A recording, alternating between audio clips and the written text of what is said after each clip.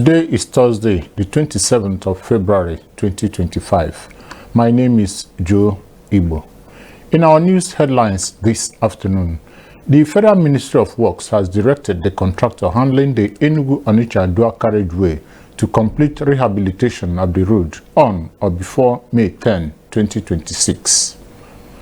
Dangote Petroleum Refinery has announced another reduction in petrol prices, marking the second cut this month. The Director General of the National Agency for Food and Drug Administration and Control, NAFDAC, Professor Mojisola Adeyeye, has confirmed that the agency has confiscated fake and illicit drugs worth over 1 trillion naira in Onitsha, Aba, and Lagos. And the federal government has issued a 7-day ultimatum to the management of Ibadan Electricity Distribution Company, IBEDC, to reconsider the mass sacking of 3,000 workers. Now the details of the news. The Federal Ministry of Works has directed the contractor handling the Enugu-Onitsha dual carriageway to complete rehabilitation of the road on or before May 10, 2026. The ministry also pleaded with manufacturers of cement to crash the price from 9,500 naira down to 7,000 naira to enable the rehabilitation of most Nigerian roads, particularly now that the foreign exchange rate has stabilized downwards. In a meeting with the project contractor and financier of the Infrastructure Development and Refurbishment Investment Tax Credit Scheme in Abuja, the Minister for Works, Engineer Dave Umahi, warned that going forward there will be no variation on the project and must be in accordance with the procedure contained in the conditions of contract and not at the whims and caprices of the contractor. Umahi noted that the Federal Ministry of Works is unwavering in its commitment towards ensuring that the contractor handling the project under the tax credits scheme is made to ensure quality and speedy delivery of the project. The federal government has concluded plans to secure 6 new additional loans totaling $2.23 billion from the World Bank in 2025, increasing its total approved loans to $9.25 billion over 3 years. The funding supports critical sectors like infrastructure, healthcare, education, and economic stability. Since 2023, under President Bola Ahmed Tinubu's administration, the World Bank loan approvals have increased.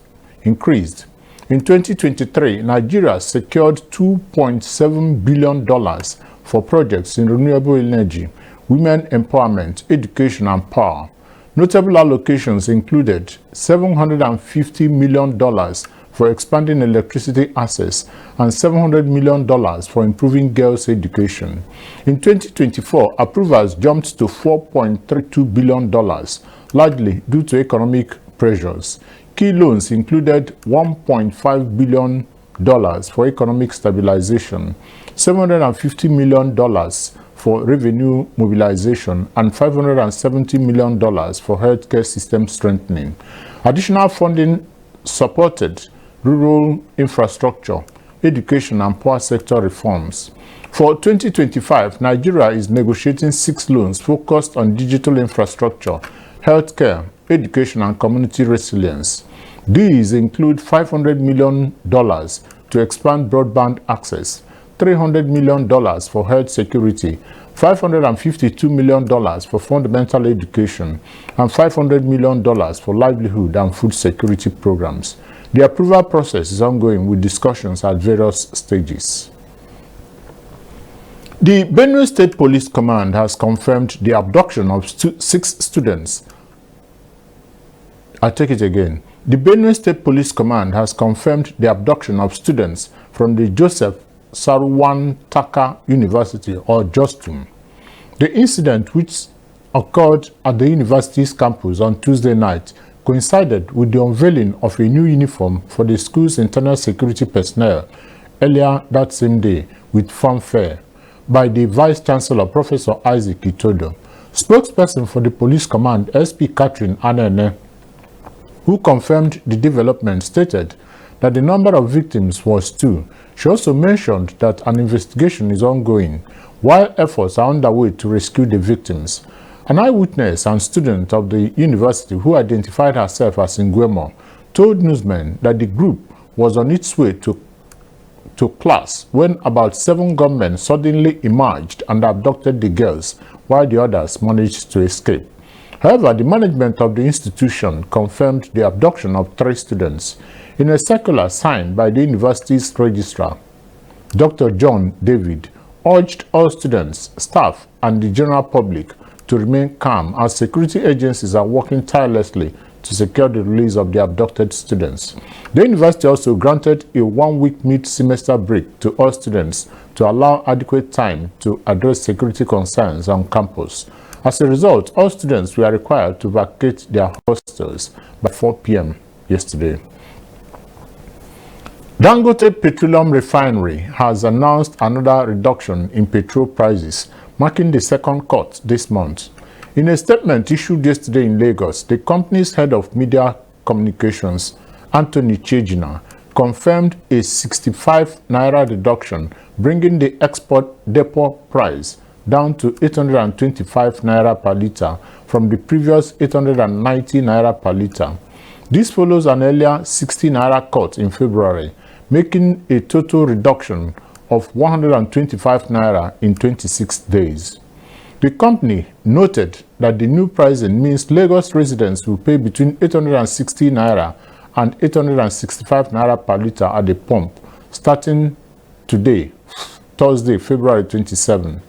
It described the move as a relief measure, particularly with Ramadan approaching, and a step towards supporting President Bola Ahmed Tinubu's economic recovery policies. Chejina highlighted Dangote's consistent efforts in reducing fuel costs, recalling that in December 2024, the company slashed petrol prices by 70 naira 50 kobo during the holiday season to ease the cost of living. The refinery assured the public of ample fuel supply with over 500 million litres in storage and a 650,000 barrels per day refining capacity, exceeding Nigeria's daily petrol demand of 385,000 litres per day.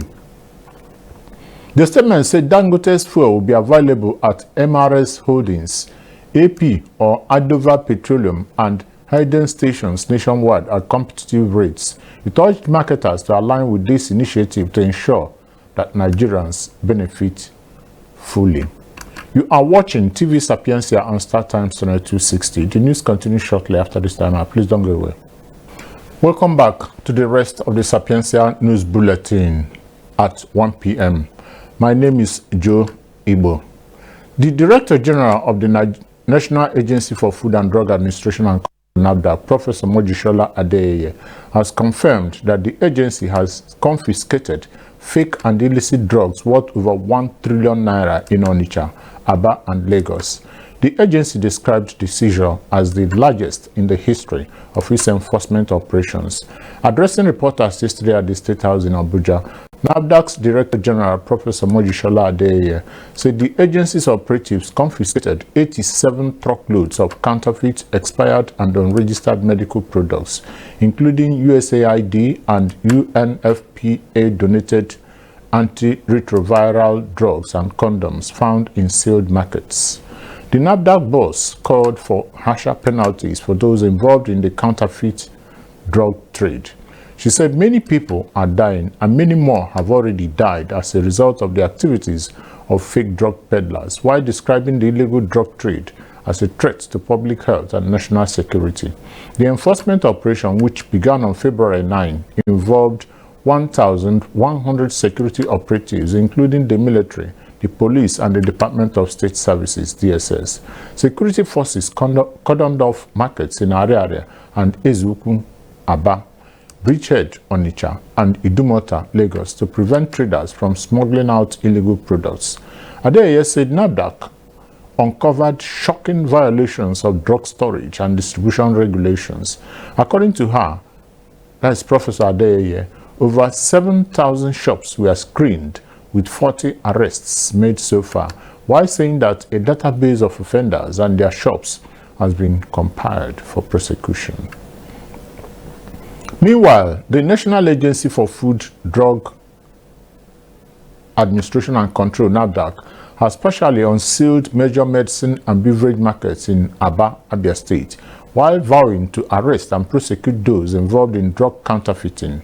The affected markets include Tenant Medicine Market, Ukumi Shopping Plaza, alongside pharmaceutical traders in Area International Market and Zone 9 in Ezioku Market.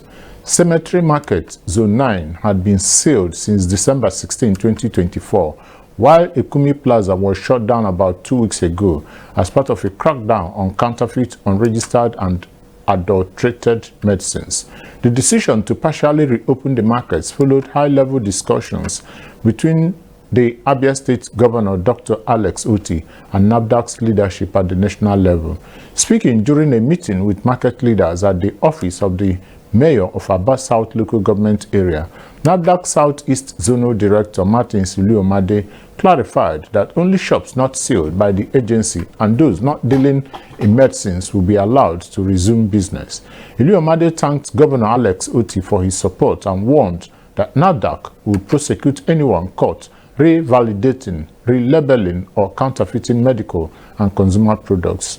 Governor Oti's Chief Press Secretary Okoha Njoko Okoha, who represented the governor at the meeting, warned property owners against allowing their premises to be used for the sale of counterfeit or banned products, stating that such properties risked being confiscated. He assured that the Abia State government would fully support NAFDAC's crackdown on fake and adulterated medicines and beverages. The federal government, through the Ministry of Labour and Employment, has issued a 7-day ultimatum to the management of Ibadan Electricity Distribution Company, IBEDC, and its outsourcing firm to reconsider the mass sacking of 3,000 workers. The Oyo State Controller of the Federal Ministry of Labour and Employment, Mr. Festus Ibinoshun, provided the directive following a critical meeting that included the management of IBEDC, representatives from the Nigeria Labour Congress, NLC, the outsourcing firm, and spokespeople for the affected employees. Ibinoshun said this mass dismissal not only impacts the employees, but also the families that depend on them for their livelihood. Hence, the need to recognize the human element in this situation. Mr. Ibinoshun said finding common ground is key to achieving a sustainable solution. In his remarks, the chairman of the NLC Oyo State Council, Mr. Kaide Martins, emphasized the need for due process in employment termination, saying the sacking of these workers did not follow the necessary protocols. Martins also said the lives of these individuals depend on their jobs. In a response to the ultimatum, representatives of IBEDC and the outsourcing firm expressed their willingness to engage in discussions. To end the Sapientia news at 1 p.m., a recap of the major headlines. The Federal Ministry of Works has directed the contractor handling the Enugu-Onitsha dual carriageway to complete rehabilitation of the road on or before May 10, 2026, that's in 15 months' time. Dangote Petroleum Refinery has announced another reduction in petrol prices, marking the second cut this month. The Director General of the National Agency for Food and Drug Administration and Control, NAFDAC, Professor Mojishola Adeyeye, has confirmed that the agency has seized fake and illicit drugs worth over 1 trillion naira in Onitsha, Aba, and Lagos. And finally, the federal government has issued a 7-day ultimatum to the management of Ibadan Electricity Distribution Company, IBEDC, to reconsider the mass sacking of 3,000 workers. That was the Sapientia news at 1 p.m. On behalf of the editorial and technical crew, I am Joe Igbo. Good afternoon and thanks for choosing TV Sapientia.